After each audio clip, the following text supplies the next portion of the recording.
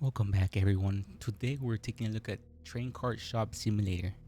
On paper, the pitch is exactly what a lot of people want.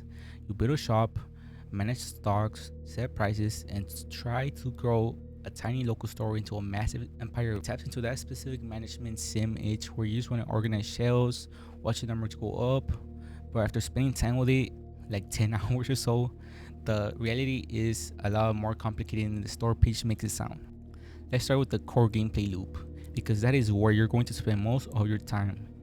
When you first boot this up, it's actually kind of addicting.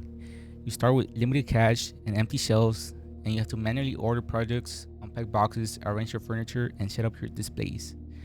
Standing at the register, scanning items, and counting change. It's satisfying in that simple, repetitive way. For the first few hours, you really do get that business owner feeling. You're creating your inventory, trying to figure out what sells, and managing your expenses. It's a functional foundation. But, and this is a big but, pause. Once the novelty of the initial setup wears off, you start to see the cracks. The whole experience feels incredibly unpolished.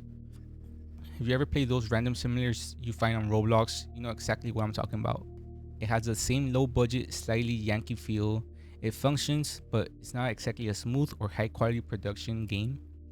The performance is inconsistent too. You'll be running your shop and suddenly you hit frame drops that make your whole game feel stuttery, which is frustrating when you're trying to manage your inventory or move around the store quickly.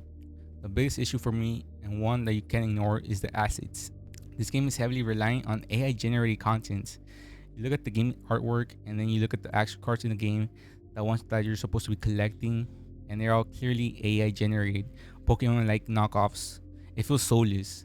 When you're playing a game about collecting rare cards, you want to feel like there's some crap behind the designs. But here, it's all mass produced, generic AI garbage.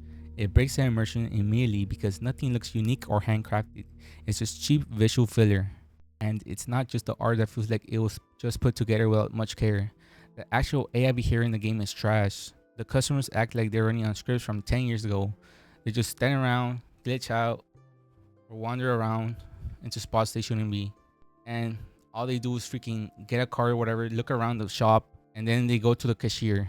It makes the community space that the developers talk about feel incredibly fake. You aren't managing a lively shop, you're managing a room full of glitched NPCs who are there to hand you money. The game loop itself gets repetitive very, very fast. You spend your days restocking, scanning, and occasionally buying packs to try and pull a rare card. Because the cards themselves are just AI generated assets, the thrill of the hunt is almost non existent. You're chasing digital images that don't even look like they belong in the same game, let alone the same collection. Is it playable? Sure. You can think about like 5 to 20 hours if you really get hooked on the management aspect. If you're the type of person who can just zone out and do busy work, you might get some entertainment out of it. But if you're looking for a deep, high quality management sim with a character and polish, this is not it. It's a cool at first kind of experience that loses its charm the second you realize how shallow the depth actually is. Overall, Train Car Shop Simulator is an okay time killer, but it's hard to recommend when it feels so much like a low tier repetitive asset flip. It's got all the pieces of a good game, but none of the soul. You're better off looking for a management sim that respects your time and your eyeballs a little more than this one does. Thanks for watching the review. If you've played this and actually enjoyed it, let me know why in the comments. I'm curious to see if I'm missing something.